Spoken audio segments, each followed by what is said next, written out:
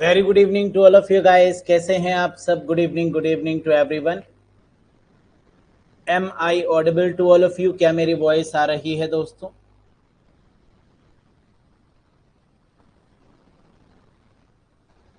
Great. तो एक बार फिर से आप सभी का स्वागत है अरोड़ा एजुकेटर के इस ऑफिशियल प्लेटफॉर्म पे।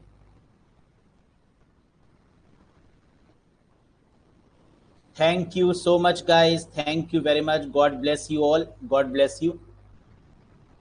थैंक्स सटन। आलिया नूर, स्वागत है आपका आज के सेशन में। Vibhuti, Jay, Kishore, Raj, I am also very good. So let's begin with the today's session. शुरू करते हैं दोस्तों बिना किसी देरी के साथ। क्या डिस्कस करना था आज के सेशन में हमें? रिगार्डिंग डेटाबेस में जो नॉर्मलाइजेशन है इसी पर चर्चा करनी थी। यस,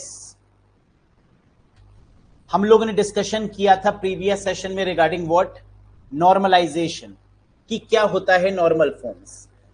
डेटाबेस के नॉर्मलाइजेशन का मेन मकसद क्या है कि डेटाबेस को मेंटेन करने में जो प्रॉब्लम्स हो रही थी उनको रिजॉल्व करना, डेटाबेस को छोटे छोटे हिस्सों में बांटना ताकि जो कॉम्प्लेक्सिटी है डेटाबेस की उसको रिड्यूस किया जा सके। So normalization is the process of removing the redundancy and unwanted data.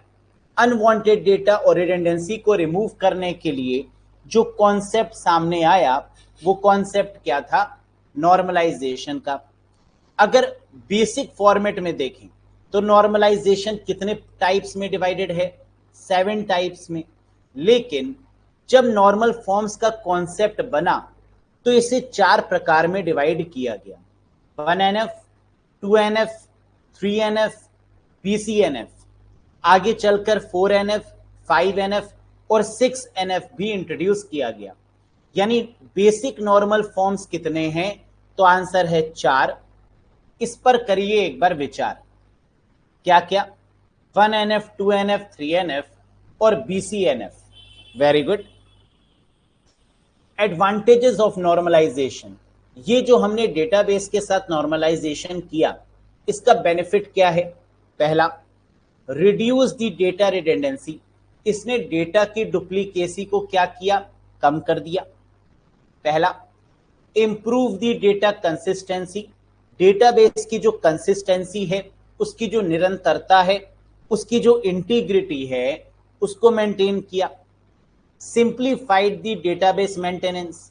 किसी भी डेटाबेस को मेंटेन करना आसान हो गया क्योंकि हमने बड़े से डेटाबेस को छोटे छोटे डेटाबेसेस में डिवाइड किया, तो नो डाउट कि उसमें मेंटेनेंस क्या हो गया? आसान हो गया। Improve the query performance. अब अगर हम कोई भी रिक्वेस्ट उससे करेंगे, कोई भी क्वेरी करेंगे, तो उसका रिस्पॉन्स देना उसके लिए क्या हो गया? आसान हो गया। तो डेटा की रिडेंडेंसी रिड्यूस हो गई, डेटा कंसिस्टेंट हो गया, डेटाबेस मेंटेनेंस आसान हो गया और क्वेरी परफॉर्मेंस भी बेटर हो गई। ये तो आप समझ गए। इसका डिसएडवांटेज क्या है? और यहां से क्वेश्चन भी आता है कि what are the disadvantages of normalisation. पहला, एक टेबल को छोटे छोटे टेबल्स में डिवाइड करना क्या टाइम कंज्यूमिंग होगा? यस या नो? बिल्कुल होगा, क्योंकि हम अगर एक बड़े टेबल को छोटे टेबल में बांटते हैं तो वो टाइम टेकिंग टास्क होगा। Number 1, careless decomposition may lead to a bad database design. अगर कोई ऐसा पर्सन जो एक्सपीरियंस होल्डर नहीं हुआ और उसने बड़े टेबल को छोटे छोटे टेबल्स में डिवाइड किया तो केयरलेसनेस यानी हल्की सी गलती भी भारी एरर को जनरेट कर देगी। नजर हटी, दुर्घटना घटी। तो इसका मतलब careless decomposition may lead to a bad database design. Increase complexity. अगर हमने एक टेबल को बहुत ज्यादा छोटे टेबल्स में डिवाइड कर दिया तो वो भी कॉम्प्लेक्स हो जाएगा। और इंक्रीज द स्टोरेज स्पेस। हमें इन सभी टेबल्स को स्टोर करने के लिए स्पेस भी ज्यादा चाहिए होगी, स्टोरेज भी ज्यादा चाहिए होगी। तो time consuming number 1, careless decomposition. अगर छोटे छोटे हिस्सों में बड़े ही साधारण तरीके से डिवाइड कर दिया बिना एक्सपीरियंस के, तो यहां पर भी प्रॉब्लम होगी, कॉम्प्लेक्सिटी इंक्रीज हो जाएगी और स्टोरेज में भी प्रॉब्लम होगी। क्या इतनी बात समझ में आ गई? वेरी गुड, आगे बढ़ते हैं। हु क्रिएटेड नॉर्मलाइजेशन, जिसके बारे में हम पढ़ने जा रहे हैं, नॉर्मलाइजेशन फॉर्म या नॉर्मलाइजेशन, ये इस कॉन्सेप्ट के पीछे कौन थे? वही जो आरडीबीएमएस के पीछे थे, यानी doctor EF Codd, doctor Edgar Frank Codd is known as the founder of normalisation, है ना, यही है इस कॉन्सेप्ट के पीछे भी। ठीक है, अब नॉर्मलाइजेशन की रिक्वायरमेंट क्यों हुई? किसी चीज की रिक्वायरमेंट कब होती है? जब प्रॉब्लम फेस होती है ना, जब प्रॉब्लम होती है तभी सॉल्यूशन उसका बनता है। तो why normalisation? Because of 3 problems. एक डेटाबेस में हमने 3 तरीके की प्रॉब्लम्स को फेस किया। क्या क्या?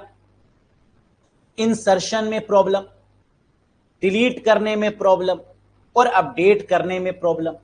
अगर एक डेटाबेस है उसमें हमें डेटा इंसर्ट करने में प्रॉब्लम हो रही है, इंसर्शन एनोमली है। अगर एक डेटाबेस है उसमें डिलीट करने में प्रॉब्लम हो रही है, डिलीशन एनोमली है। और अगर एक डेटाबेस है उसमें कुछ अपडेट करने में प्रॉब्लम हो रही है, तो आंसर है अपडेशन एनोमली। पहला क्वेश्चन एग्जाम में, एनोमोलीज का मतलब क्या होता है? प्रॉब्लम। और नॉर्मलाइजेशन से पहले कितनी प्रॉब्लम्स का सामना कर रहे थे? 3 तरीके की प्रॉब्लम, इंसर्शन, डिलीशन और अपडेशन। सर ये क्या थी प्रॉब्लम्स? आइए डिस्कस करते हैं।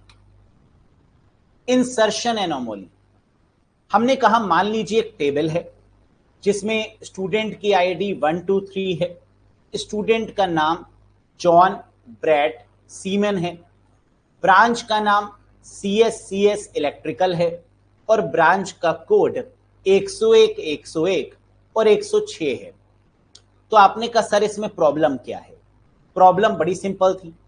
If you want to insert a name and ID, हमने कहा एक नया स्टूडेंट आया, उसकी हमें नेम और आईडी एंटर करनी है। If you want to insert a name and ID of a new student, you can not do it. कह रहा है आप ये कर नहीं सकते कि नए स्टूडेंट के नेम और आईडी को ऐड कर पाए। आपने कहा सर क्यों नहीं ऐड कर सकते? Because you can not do it until you don't have his branch name, यानी इसका ब्रांच नेम भी होना जरूरी है एंड ब्रांच का कोड भी होना जरूरी है। क्या सिर्फ स्टूडेंट की आईडी और स्टूडेंट का नेम हम यहां पर एंटर कर सकते हैं? नहीं, हमें उसका ब्रांच नेम भी पता होना चाहिए और ब्रांच कोड भी पता होना चाहिए। सर ऐसा क्यों? क्योंकि fields will never be null, field को कभी भी हम खाली नहीं छोड़ते। तो इसका मतलब आईडी हमें पता है, नेम हमें पता है, लेकिन अगर ब्रांच का नेम नहीं पता और ब्रांच का कोड नहीं पता तो हम इंसर्ट नहीं कर पाएंगे। पहली दिक्कत। दूसरी दिक्कत, इस दिक्कत को बोला गया क्या? दिस इज कॉल्ड इंसर्शन वाली दिक्कत, यानी इंसर्शन एनोमली। दूसरी दिक्कत, दिक्कत खत्म नहीं होती है ना, जिंदगी में देखो कितनी दिक्कत है। बेचारे ईएफ कॉड ने इतनी मेहनत करके नॉर्मलाइजेशन डेवलप किया, क्यों? क्योंकि इतनी प्रॉब्लम्स को फेस कर रहे थे। डिलीशन वाली दिक्कत क्या थी? If you want to delete a student name, then the branch name and code will also be deleted. कह रहा है अगर हम यहां पर स्टूडेंट का नाम डिलीट करते हैं, मान लीजिए हमने जॉन का नाम डिलीट किया, तो इसकी ब्रांच भी डिलीट हो जाएगी और इसका ब्रांच कोड भी डिलीट हो जाएगा। तो if you want to delete a student name, then the branch name and code will also be deleted. The deleted branch name and code can not be recovered, और जो delete हो गया वो वापस से अंडू नहीं हो सकता, रिकवर नहीं हो सकता। This is called deletion anomaly. इसको डिलीशन में होने वाली दिक्कत कहा गया। ठीक है, तीसरी दिक्कत that is called updation anomaly. ये क्या है? If you want to update the branch name of John from CS to civil, कह रहा है अगर जॉन की जो ब्रांच नेम है वो कंप्यूटर साइंस है, और इसको अगर आप सिविल में कन्वर्ट करना चाहते हैं तो क्या होगा, क्योंकि ब्रांच कोड 101 है सीएस का, तो अगर आप जॉन में सीएस की जगह सिविल करेंगे तो ब्रैट में भी सीएस की जगह पर सिविल हो जाएगा। समझ में आया क्यों? If you want to update the branch name of John from CS to civil, the update for Brat will also happen, Brat की भी जो सीएस है विल ऑल्सो हैपन, यानी ब्रैट के केस में भी सीएस की जगह पर क्या आ जाएगा, सिविल आ जाएगा, क्योंकि इन दोनों का ब्रांच कोड क्या है, सेम है। Thus multiple updation of single data occur, इसलिए कई जगह पर आपको अपडेट करना पड़ेगा, अगेन दिक्कत। दिस इज कॉल्ड अपडेशन एनामोली, और इस तरीके की दिक्कत को क्या बोलते हैं, अपडेशन एनामोली बोलते हैं। क्या ये 3 प्रकार की एनामोलीज आपको समझ में आई, यस या नो, बताओ।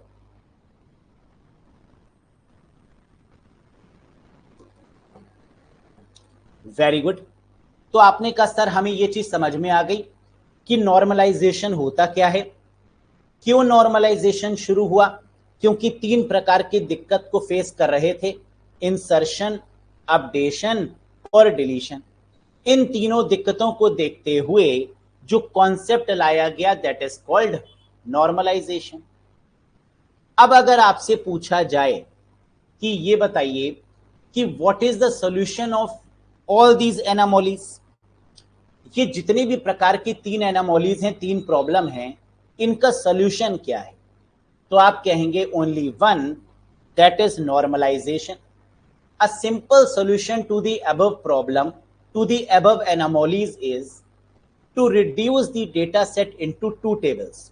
एक डेटाबेस को 2 टेबल्स में डिवाइड कर दिया जाए by using the normalization, normalization का यूज करते हुए इन डीबीएमएस।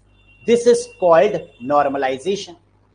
ठीक कैसे, देखो ये एक टेबल थी हमारे पास, स्टूडेंट आईडी, स्टूडेंट नेम और ब्रांच कोड, ये हमने एक में रखा।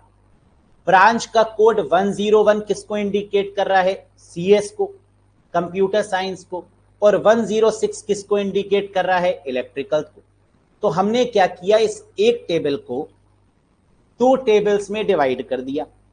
अब क्या होगा, अब अपडेशन आसान हो जाएगा, अब डिलीशन आसान हो जाएगा, अब इंसर्शन आसान हो जाएगा। तो इंसर्शन, अपडेशन और डिलीशन को आसान करने के लिए एक बड़ी सी टेबल को छोटी छोटी टेबल्स में डिवाइड कर लिया। This is called normalisation. ठीक है, अब क्वेश्चन आता है क्या, ध्यान से सुनो। बेसिक नॉर्मलाइजेशन कितने प्रकार का था जब नॉर्मल फॉर्म्स को क्रिएट किया गया, सर 4 प्रकार का, 1NF, 2NF, 3NF और BCNF। लेकिन आगे चलकर इसको और एक्सपेंड किया गया और कन्वर्ट किया गया 7 टाइप्स में, 4NF, 5NF और 6NF। ठीक, तो टोटल अगर आपसे पूछें तो आप कहेंगे 7, बेसिक अगर आपसे पूछें तो आप कहेंगे 4। कोई डाउट? जिसमें BCNF की फुल फॉर्म याद रखिएगा, बॉयज कोड नॉर्मल फॉर्म, क्योंकि एग्जाम में फुल फॉर्म भी पूछ लेते हैं कि BCNF stands for boys Codd normal form.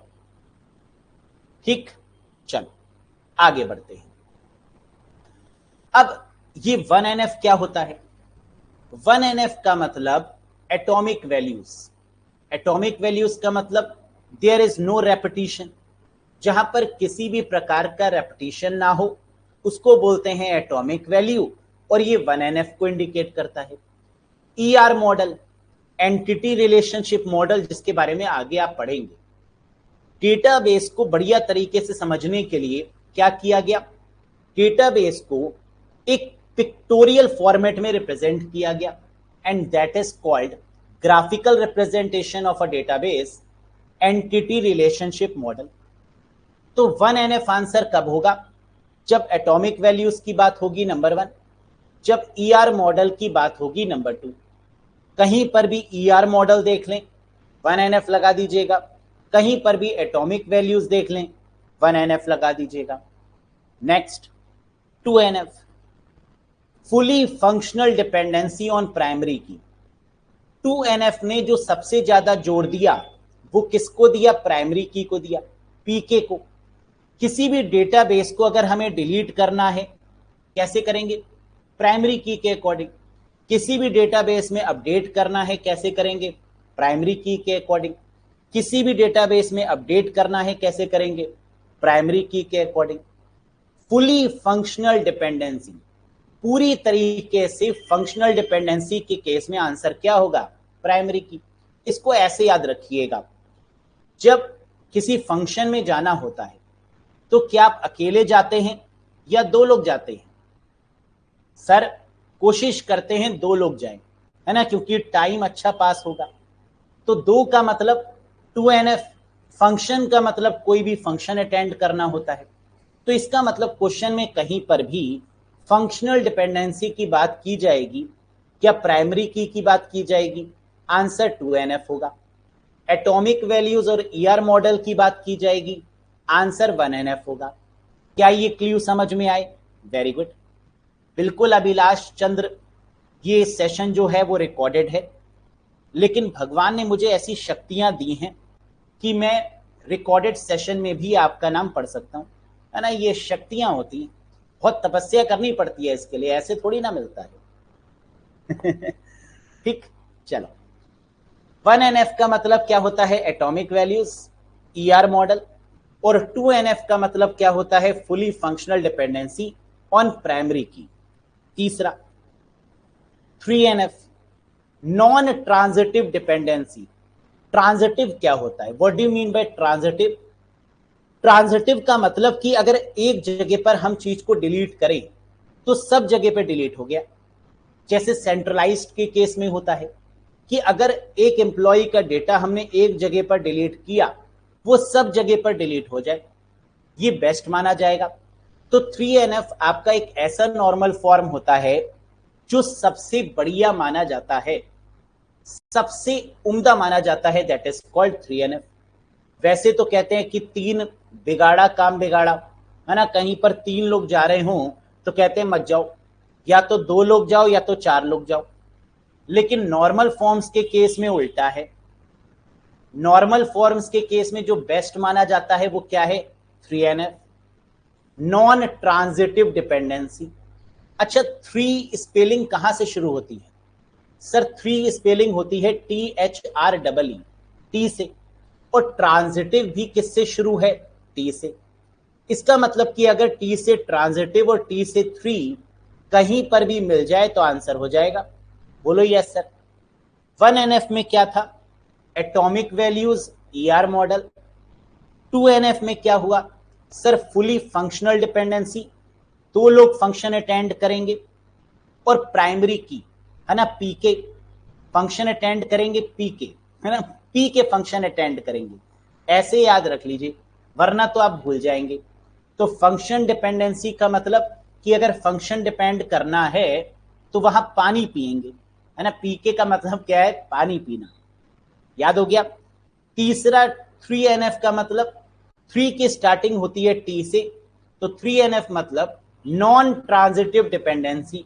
इसका मतलब कि अगर डेटाबेस एक जगह पर अपडेट करेंगे तो सब जगह पर होगा, एक जगह पर डिलीट करेंगे सब जगह पर होगा, सब जगह पर अपडेट, एक जगह पर अपडेट करेंगे सब जगह पर होगा।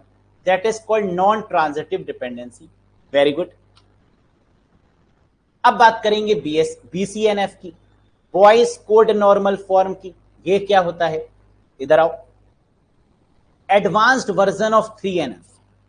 जो कमियां 3NF में रही उसको किसने रिमूव किया? BCNF ने। तो 3NF का जो एडवांस्ड फॉर्म है वो क्या है? BCNF। इसको 3.5NF भी बोला जाता है, that is also called as 3.5NF। Eliminate all redundancies. इसने क्या किया? जितनी भी रिडेंडेंसी है, जितने भी प्रकार की रेप्लिकेशन ऑफ डेटा है, उसको डिलीट किया। तो अगर आपसे एग्जाम में पूछें कि ऐसा कौन सा नॉर्मल फॉर्म है जिसने सभी प्रकार की रिडेंडेंसीज को रिमूव कर दिया, तो आंसर है BCNF। अब आप एक क्वेश्चन और पूछेंगे, सर क्या 3NF ने रिडेंडेंसी को रिमूव नहीं किया था? इसने मिनिमाइज किया था। क्या 2NF ने रिडेंडेंसी को रिमूव नहीं किया? इसने मिनिमाइज किया। क्या 1NF ने रिडेंडेंसी को रिमूव नहीं किया? इसने मिनिमाइज किया। लेकिन ये जो BCNF है, जो एडवांस्ड फॉर्म ऑफ 3NF है या जो 3.5NF है, इसने पूरी तरीके से रिडंडेंसी को एलिमिनेट करने में मदद करी।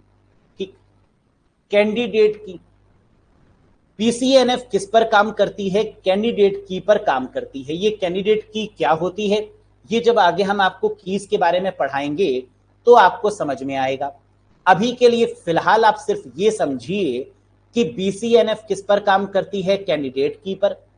2NF काम करती है प्राइमरी की पर।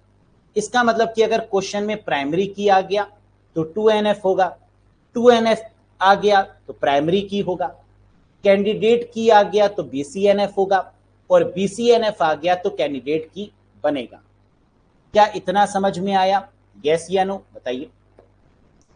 एक बार फिर से समझो ये चारों क्या हैं। 1NF का मतलब एटॉमिक वैल्यूज, कोई रेपिटेशन नहीं, ER model, entity relationship model, ये दोनों बातें अगर आएंगी तो 1NF होगा। 2NF के केस में मैंने क्या कहा? फंक्शनल डिपेंडेंसी, फंक्शन की बात करेंगे तो 2NF होगा, और बेस्ड किस पर होगी? प्राइमरी की पर। 3NF के केस में मैंने क्या कहा कि 3 की शुरुआत T से होती है, यानी transitive dependency, non transitive dependency. 4NF यानी BCNF में हमने क्या बोला कि बॉयज कोड नॉर्मल फॉर्म इसकी फुल फॉर्म है, एडवांस्ड वर्जन ऑफ 3NF है, 3.5NF के नाम से इसको जानते हैं। एलिमिनेट ऑल रिडेंडेंसी, जितने भी प्रकार की रिडेंडेंसी है उसको रिमूव करता है ये, और कैंडिडेट की पर डिपेंड है। इतनी बातें समझ में आ गई? Very good.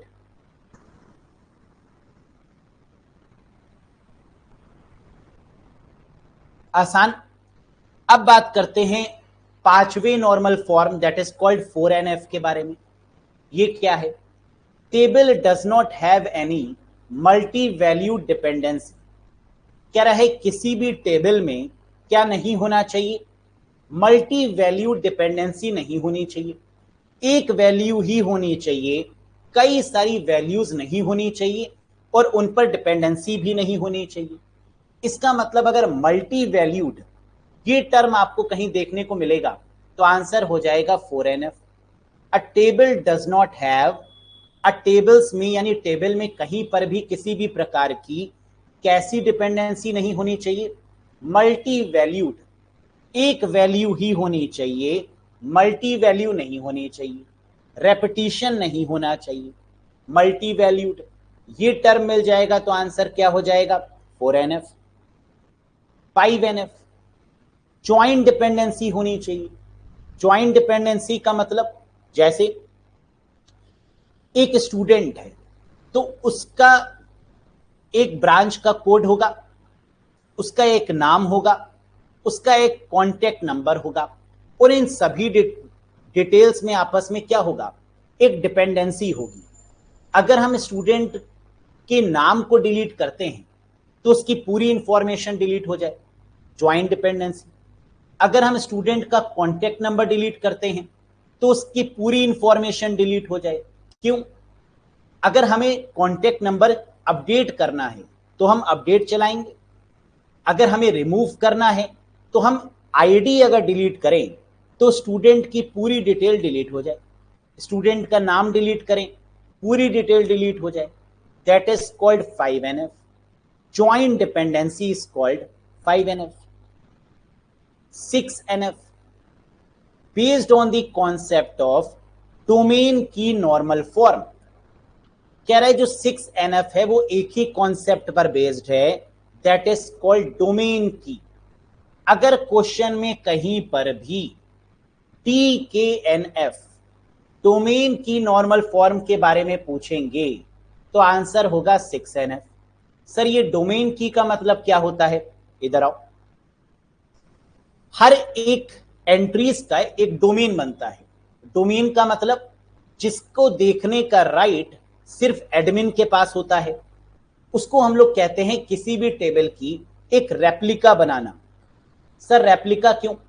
हम मान लेते हैं कि मैंने एक एम्प्लॉय अपॉइंट किया अपनी कंपनी में, एक डेटाबेस एडमिनिस्ट्रेटर अपॉइंट किया, मान लेते हैं। सपोज करिए कि मेरे रिलेशन आगे चलकर उस डेटाबेस एडमिनिस्ट्रेटर से खराब हो गए किसी भी रीजन की वजह से। अब मेरा पूरा डेटाबेस किसके पास में है?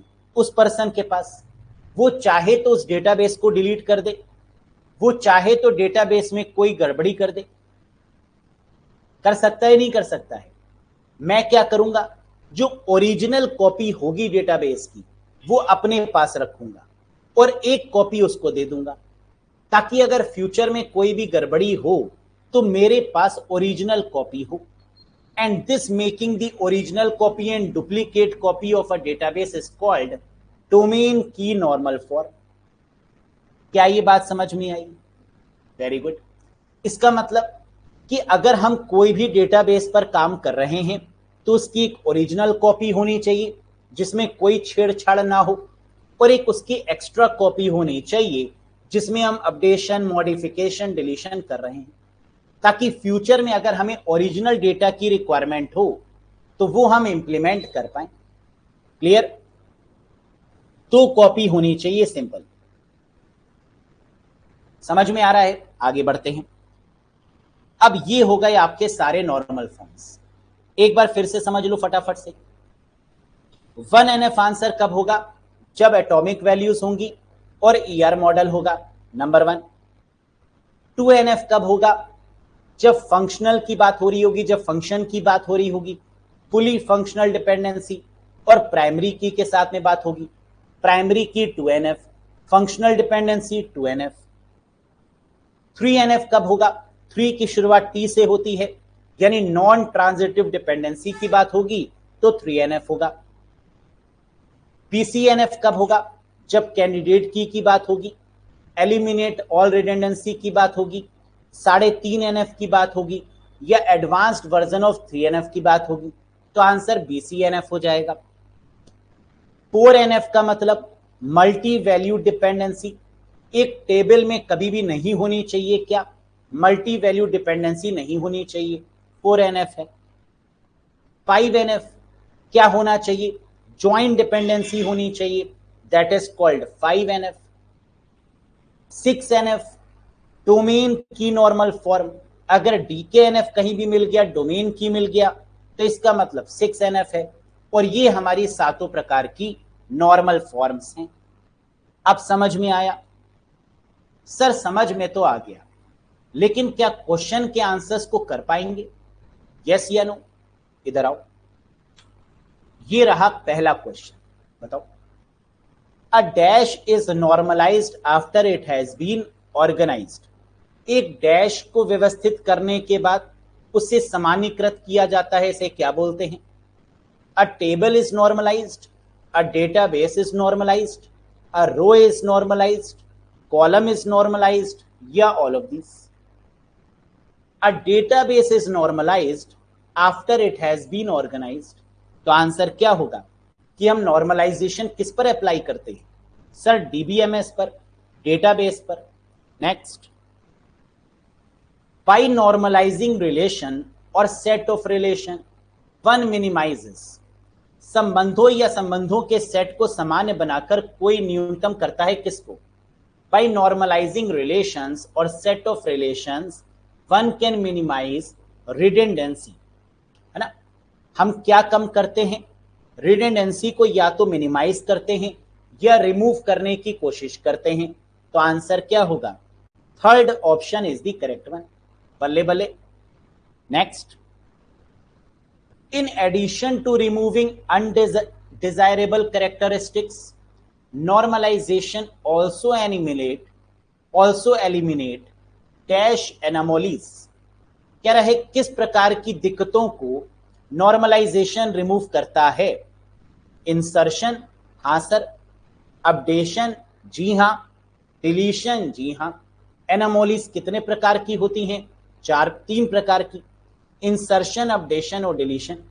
यानी आंसर क्या होगा? All of this. क्लियर है? Very good.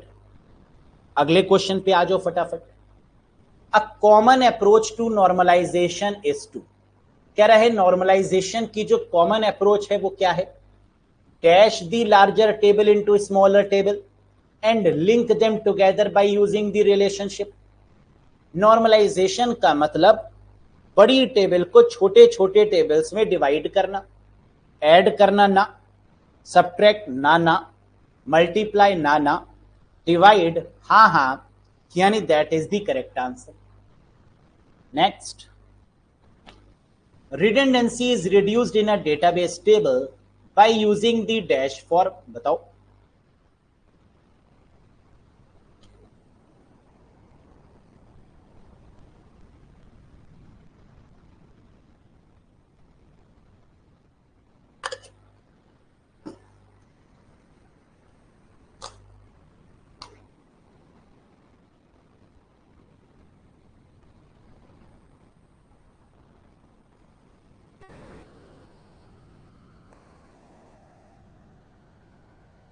Redundancy is reduced in a database table by using normal form. है ना, अब नॉर्मल तो होगा नहीं, normal form is the correct answer, यानी second is the right one. बिल्कुल. Next, in practical applications how many types of normal forms are there. कह रहा है कितने प्रकार की नॉर्मल फॉर्म्स होती हैं? 7 प्रकार की. लेकिन यहां कह रहा है इन प्रैक्टिकल एप्लीकेशन. अगर प्रैक्टिकली बात करें तो क्या 7 प्रकार की हो सकती हैं? नहीं, 4 प्रकार की होंगी. 4 सही किया विचार, यानी fourth, second is the right answer. बताया था ना स्टार्टिंग में, भूल गए? 1NF, 2NF, 3NF और BCNF. तो प्रैक्टिकल अप्रोच की बात करें या बेसिक एप्लीकेशन की बात करें तो ये 4 ही हैं. लेकिन आगे भी बढ़ाया गया 4NF और 5NF में, है ना. क्यों बढ़ाया गया 4NF, 5NF, 6NF? क्यों? ताकि डेटाबेस को और सरल बनाया जा सके. Which of the following is not a type of normal form. कौन सा नॉर्मल फॉर्म का टाइप नहीं है? 1NF है, 2NF जी हां, 3NF जी हां, BCNF जी हां, 10NF ना, ये नहीं होगा. तो आंसर बन गया option number 4. Next, which of the following is a type of normal form. निम्नलिखित में से कौन सा समान रूप का एक प्रकार है, नॉर्मल फॉर्म का एक टाइप है? ACNF होगा नहीं, CCNF नहीं होगा, DCNF नहीं होगा, PCNF is the right one, voice code normal form. और BCNF का दूसरा नाम क्या है? What is the another name of BCNF? Sir 3.5NF, है ना. बिल्कुल. राशिद, रंजीत, उपेंद्र, किशोर, कुमारी, समृद्धि, अमित कुमार, सबका सही जवाब आ रहा है. Next, relations produced from ER model will always be in. ER model, entity relationship model. ER model आ गया तो आंसर क्या होगा? सर 1NF, यानी first option is the correct one. मिला क्ल्यू, काम किया entity relationship model. Next, in the dash normal form a composite attribute is converted to individual attribute. Mix attribute को इंडिविजुअल एट्रीब्यूट में combine करना या लेकर आना किसकी रिस्पॉन्सिबिलिटी है? 1NF की. इंडिविजुअल आए, एटॉमिक आए, आंसर क्या आएगा? 1NF. इंडिविजुअल कहें या एटॉमिक कहें, बात तो एक ही है ना. आंसर क्या बनेगा? 1NF. Next, when a relation contain N atomic value it is a dash relation. अगर कोई रिलेशन एटॉमिक वैल्यू में है तो इसका मतलब 1NF में है. लगा दो 1NF.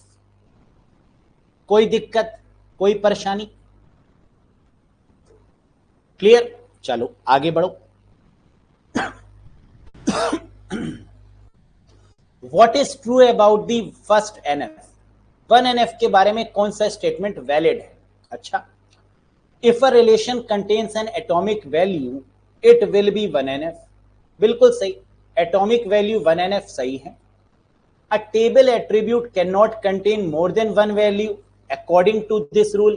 बिल्कुल सही, एक से ज्यादा वैल्यू नहीं होनी चाहिए. हमेशा इंडिविजुअल वैल्यू होनी चाहिए, एटॉमिक होनी चाहिए, ये भी सही। A single valued attribute can only be stored, जी हां, एक ही वैल्यू वाले एट्रीब्यूट को हमेशा स्टोर किया जाएगा। All of the above is the correct answer. लगा दो फोर्थ ऑप्शन।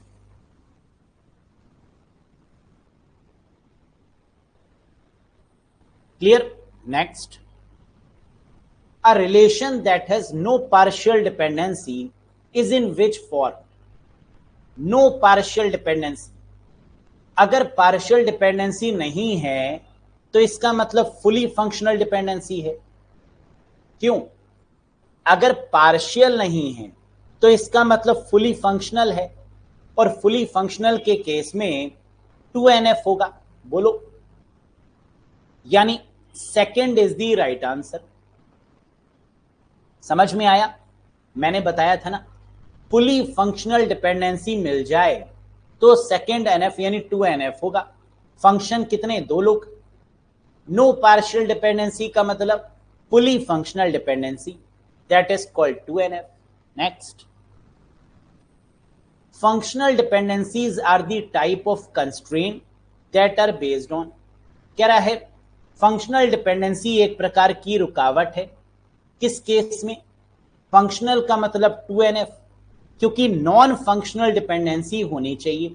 तो आंसर क्या होगा?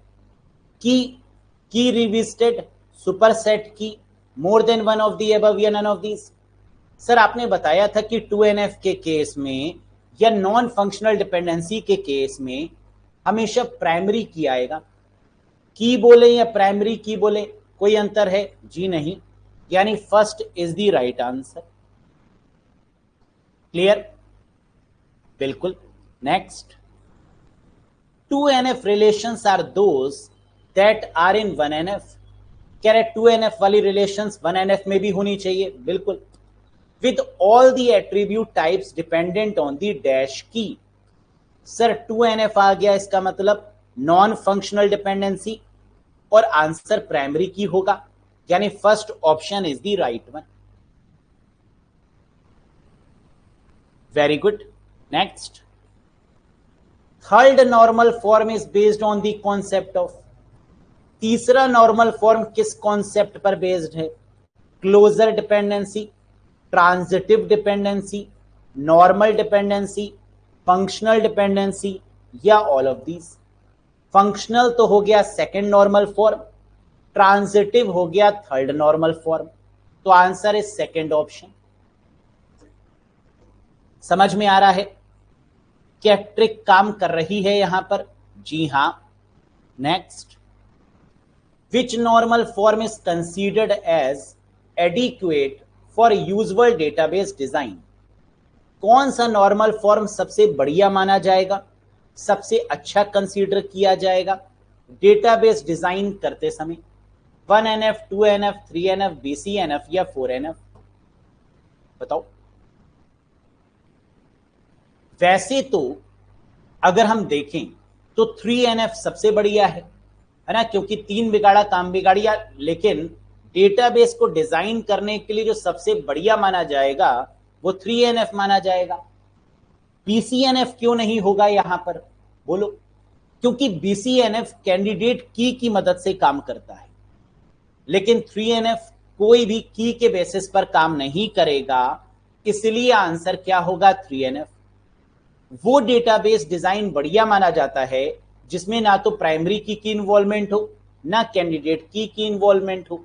तो प्राइमरी की मतलब 2NF और कैंडिडेट की का मतलब BCNF है ना। इन दोनों की इन्वॉल्वमेंट किसमें नहीं है? 3NF में। That's why it is considered as the best one. Next,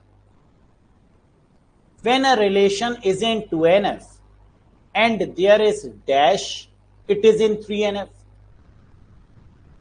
3NF के केस में क्या होगा? Functional dependency, transition dependency, relation dependency, no relation dependency, या all of these. Sir transition dependency, that is the case of 3NF। तो answer क्या बन जाएगा? No transition dependency. When a relation is in 2NF and there is no transition dependency, it is in 3NF. Next, Non-prime attributes cannot be transitively dependent, so the relation must have the dash normal form. First, second, third, fourth या none of these. Transitively dependent, बस हमने question में देखा transitive, और transitive का मतलब 3, यानी third normal form is the correct answer. ये भी मिला, very good. Next, a table is in 3NF if it is in 2NF and if it has no dash. 3NF कह रहा है एक टेबल अगर 3NF में है तो वो फंक्शनल डिपेंडेंसी होगी, ट्रांजिटिव होगी, ट्राइवियल होगी, मल्टी वैल्यू डिपेंडेंसी होगी, या ऑल ऑफ दीज होगा. बताओ सर. 3NF के केस में तो ट्रांजिटिव डिपेंडेंसी यही होना चाहिए. So the correct answer is option number 2. ये भी हो गया, बल्ले बल्ले. Next, what is true about BCNF? BCNF के बारे में क्या कथन सत्य है? The advanced version of 3NF is BCNF. जी हां. BCNF is stricter than 3NF. जी हां. एलिमिनेट ऑल रिडंडेंसी, बिल्कुल. All of the above, yes. यानी fourth option is the right one. Clear? Next, a table is in BCNF if it is in 3NF. अगर 3NF में कोई table है तो वो BCNF में तो होगी. And if every determinant is a dash की. BCNF के केस में कौन सी की काम करती है सर? कैंडिडेट की. तो आंसर क्या हो जाएगा? Third is the right one. 2NF के केस में प्राइमरी की और BCNF के केस में कैंडिडेट की. Next, every boys Codd normal form is in. प्रत्येक बॉयज कोड सामान्य रूप यानी नॉर्मल फॉर्म क्या है? First NF, second NF, third NF, all of the above या none of these? Sir Boyce Codd normal form का मतलब 3.5 NF, और 3.5 NF में 3 NF तो होगा ही होगा, सेकेंड NF भी होगा और फर्स्ट NF भी होगा. तो फर्स्ट, सेकेंड और थर्ड का कॉम्बिनेशन ही बॉयज कोड नॉर्मल फॉर्म है, एडवांस्ड नॉर्मल फॉर्म है. तो answer is all of the above. Next, BCNF is a more restricted normal form than first, second, third, fourth या फिफ्थ. 3.5 NF है तो इसका मतलब थर्ड NF का मोर स्ट्रिक्टेड वर्जन है. तो answer is third NF. Clear? चलो, Boyce Codd normal form eliminate all the dash. Boyce Codd normal form eliminate करता है क्या? इनकंसिस्टेंसी को, एटॉमिसिटी को, आइसोलेशन को, रिडंडेंसी को, या सभी को? सर रिडंडेंसी रिमूव करना, that is the prime fascia, that is the prime importance. So the correct answer is redundancy. Next, a relation is in dash if it is in Boy's code normal form and does not have multi-valued dependency. multi-valued का मतलब 4NF, यानी option 4 is the correct answer. है ना? अभी बताया था कि अगर मल्टी वैल्यूड मिल जाएगा तो आंसर क्या बन जाएगा? 4NF. Next, Which of the following is based on multi-value dependency? इनमें से कौन सा मल्टी वैल्यू डिपेंडेंसी पर आधारित है? 1, 2, 3, 4. 4NF is the correct answer. लगा दो. Next, fifth normal form is concerned with. पांचवा जो नॉर्मल फॉर्म है वो किससे कंसर्न्ड करता है? ज्वाइंट डिपेंडेंसी, डोमेन की, multi value dependency, functional dependency, या ऑल ऑफ दीज? फिफ्थ का मतलब ज्वाइन है ना. फिफ्थ किस पर बेस्ड है? ज्वाइंट डिपेंडेंसी पर. तो correct answer is option number 1. 5NF is also known as. 5NF को किस नाम से जाना जाता है? Dependency medium, BCNF, project join normal form, PJNF, या डोमेन की नॉर्मल फॉर्म या all of this? Sir PJNF project join normal form is called 5NF। तो आंसर इज, ये क्वेश्चन एग्जाम में बहुत फेमस है, PJNF की फुल फॉर्म भी पूछी जाती है, that is project join normal form. Next, 6NF is also known as, 6NF को किस नाम से जाना जाता है? Dependency medium, PCNF, PJNF, domain key normal form या all of these? Sir DKNF is the correct answer. Domain key normal form is called 6NF, यानी option 4 is the right answer. बोलो, क्लियर है यहां तक? कोई कंफ्यूजन, कोई doubt?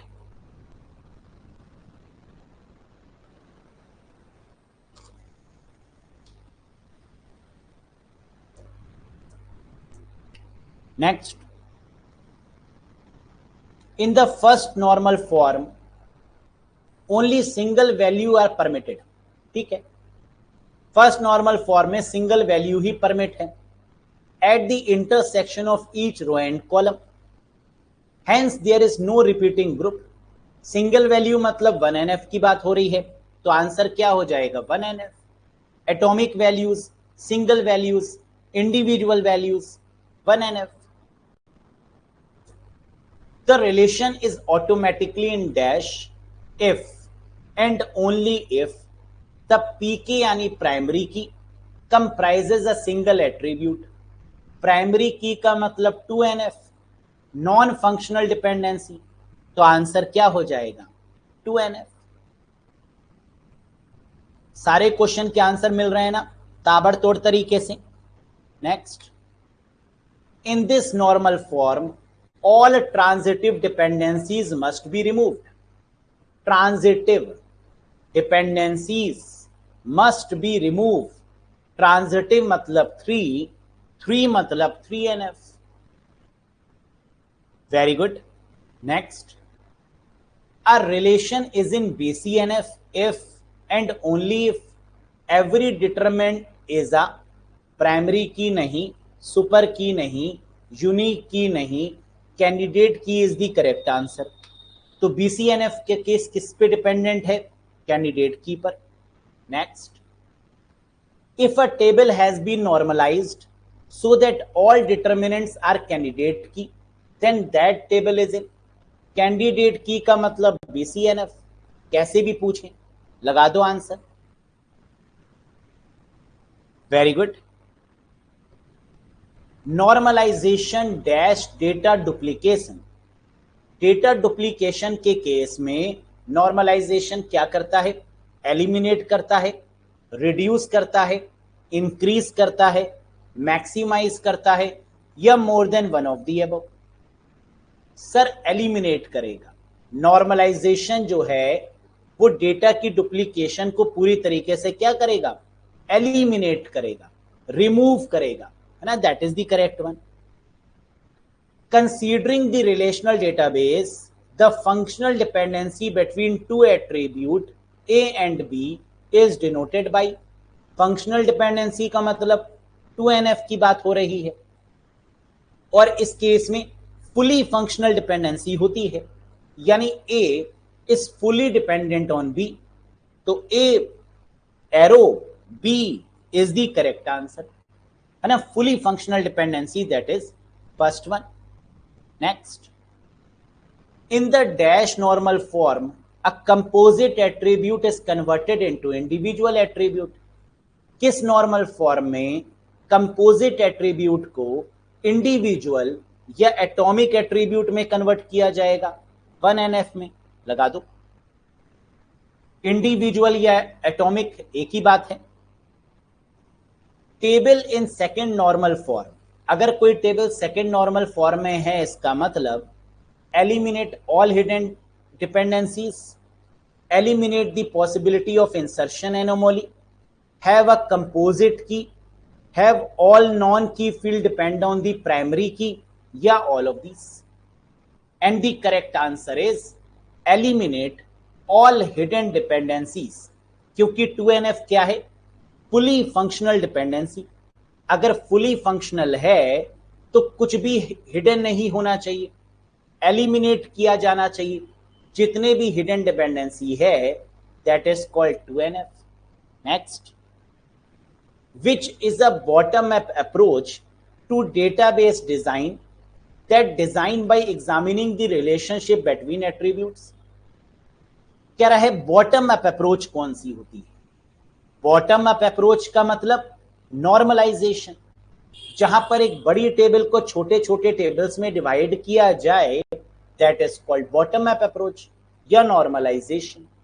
Next, the main task carried out in the dash is to remove the repeating attribute to separate tables। कह रहा है किसका ये मेन टास्क है कि रिपीटिंग एट्रीब्यूट्स को डिलीट करो और एक सेपरेट टेबल्स को बना दो। 1NF, यानी correct answer is 1NF।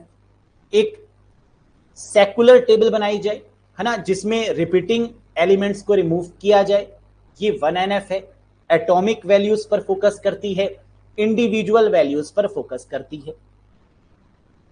एनामोलीज can be categorized in DBMS into dash type. Anomalies का मतलब प्रॉब्लम्स, कितने टाइप्स में डिवाइड की गई? सर 3 तरीके में, इंसर्शन, अपडेशन और डिलीशन, यानी 3 types is the right answer. Next, dash means inconsistency in the pattern from the normal form। अगर inconsistent है, नॉर्मल फॉर्म में कंसिस्टेंसी नहीं है, प्रॉपर नहीं है, तो इसका मतलब उसमें कमियां हैं। कमियां का मतलब एनोमोली, यानी anomaly is the correct answer. Third is the correct answer. बोलो, क्लियर है? तो इसी के साथ नॉर्मलाइजेशन कंप्लीट होता है। लेकिन नॉर्मलाइजेशन सॉल्व करने के बाद में 3 चीजें सामने आई। क्या क्या? स्पेशलाइजेशन पर फोकस किया गया, जनरलाइजेशन पर फोकस किया गया और एग्रीगेशन पर फोकस किया गया। क्या डिफरेंस है इन तीनों में? आइए ये भी समझ लेते हैं एक क्वेश्चन की मदद से। Which of the following is a top-down approach in which the entity higher level can be divided into 2 lower sub-entities? ऐसी कौन सी टॉप डाउन अप्रोच है जिसमें एक बड़ी एंटिटी को छोटी एंटिटीज में डिवाइड किया जाता है? This is called specialization. जब आप किसी चीज की स्पेशलाइजेशन लेते हैं तो क्या करते हैं? सबसे पहले देखते हैं कि हमें एमटेक करना है। एमटेक करने के लिए आपने क्या किए? सब्जेक्ट्स उठाए, उसको स्लो डाउन किया, उसको डिवाइड किया और इसे क्या बोलते हैं? आपने उसमें स्पेशलाइजेशन ले ली। यही तो होगा। So a top down approach, higher level entity divided into 2 lower sub entities is called specialization. Example, specialization एक टॉप डाउन अप्रोच है जिसमें पर्सन एंटिटी को हमने 2 एंटिटीज में डिवाइड किया। पर्सन हमारा कस्टमर भी हो सकता है, एम्प्लॉय भी हो सकता है। तो a person can be divided into an employee और अ कस्टमर, है ना, कोई भी हो सकता है। तो ये स्पेशलाइजेशन है। लेकिन इसका ठीक उल्टा, dash is a process in DBMS of simplifying the complex data structure. It follows a bottom up approach. अभी तो हमने ऊपर से डिवाइड किया था नीचे 2 में, अब कह रहा है बॉटम अप अप्रोच क्या है? And that is called generalization. Generalization का मतलब बॉटम अप अप्रोच। ये क्या है? जैसे एम्प्लॉय और कस्टमर, इनको मिला के क्या बनेगा? पर्सन। एम्प्लॉय भी एक पर्सन होगा और कस्टमर भी एक पर्सन होगा। तो जब हम टॉप डाउन अप्रोच की बात करते हैं तो स्पेशलाइजेशन की बात करते हैं, जब बॉटम अप अप्रोच की बात करते हैं तो जनरलाइजेशन की बात करते हैं।